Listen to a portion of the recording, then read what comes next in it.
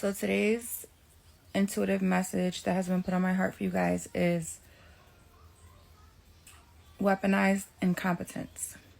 So, weaponized incompetence is when, I'm just going to give an example. So, if you go to your husband, you're like, hey, we need to go grocery shopping. And they're like, oh, I don't know what to get.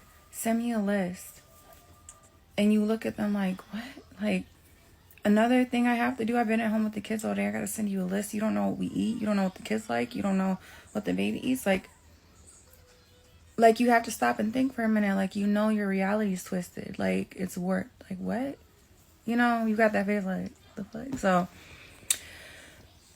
whenever that bell rings in your head, you're most likely being a victim of, weaponized incompetence. Or like when there's a mess, the kids made a mess on the sink, toothpaste in the sink, or pee in the potty, when in the baby's potty, because you're training the toddler to go pee.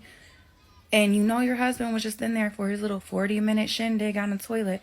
And the whole time he was in there, he couldn't dump the pee out of the toilet, or the toddler toilet. And you go in there and you go potty, and it's like, I know he's seen this and he didn't even bother to touch it. And you go say, like, hey, like, why you didn't just do that while you was in there for like your whole shift? And it's like, oh, I didn't see it.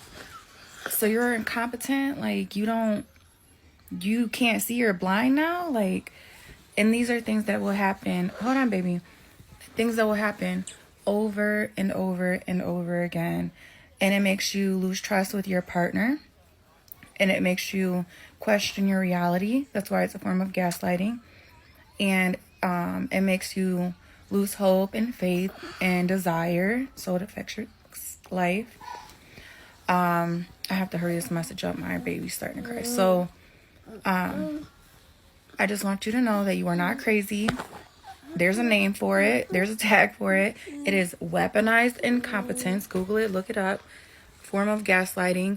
And they need to be held accountable.